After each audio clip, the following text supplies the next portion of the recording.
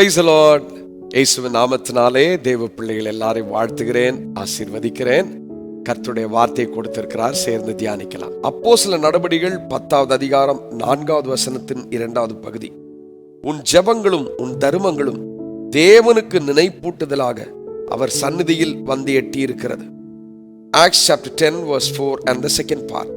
Your prayers and your alms have come up for a memorial before God.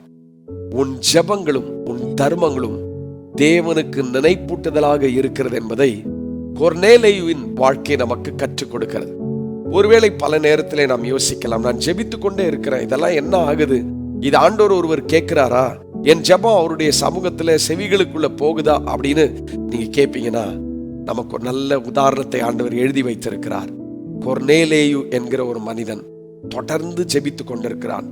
ஒரு நாள் அதுக்கு அடையாளமாக தூதன் வந்து சொல்கிறான், உன்னுடைய ஜெபங்கள் தேவனுடைய சந்நிதியில் எட்டிற்று, உன்னுடைய தர்மங்கள் தேவ சந்நிதியில் எட்டிற்று. அன்பான தேவ பிள்ளைகளே, விசுவாசத்தோடு சொல்கிறேன், உங்கள் ஜெபங்களும் தேவனுடைய சமூகத்தில் எட்டி இருக்கிறது. தேவ சமூகத்தில் எட்டின உடனே என்ன நடக்கிறது?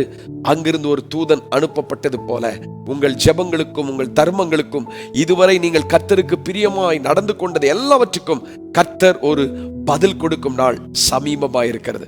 கர்த்தர் நிச்சயமாகவே பதில் கொடுக்கிறார். அது மாத்திரமல்ல, அது தேவ சந்நிதியில் வந்து எட்டி இருக்கிறது என்று சொல்லப்படுகிறது. சொல்லுகிற ஒவ்வொரு முறை ஜெபிக்கும் பொழுதும், ஒவ்வொரு முறை ஒரு காரியத்திற்கு நாம் இறங்கி மற்றவர்களுக்கு தர்மங்கள் செய்யும் பொழுதும் அது தேவனை நினைப்பூட்டி கொண்டே இருக்கிறது. நீங்கள் தேவனுடைய பிள்ளை என்று சொல்லி கர்த்தர் அதை கவனிக்கிறார், கர்த்தர் அதை ஆசீர்வதிப்பார்.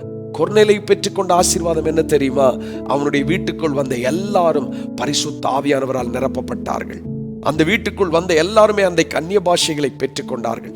ஒரு தேவ மனிதனாகிய அப்போஸ்தலனாகிய பேதுரு அவன் வீட்டுக்குள் வர ஆண்டவர் கிருபை செய்தது போல இந்த நாட்களில் நீங்கள் ஜெபித்துக் கொண்டிருக்கிற ஜெபங்களும் நீங்கள் செய்த தர்மங்களும் தேவனுடைய சமூகத்தில் எட்டி இருக்கிறது.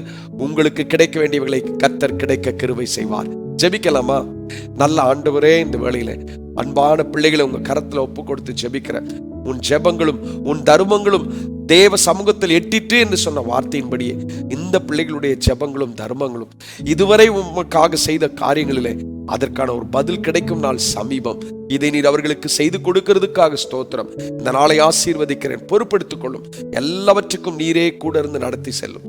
இயேசுவின் நாமத்தில் ஜெபிக்கிறோம் பிதாவே, ஆமென். கர்த்தர் இன்னும் பெரிய காரியங்களை செய்வார். God bless you.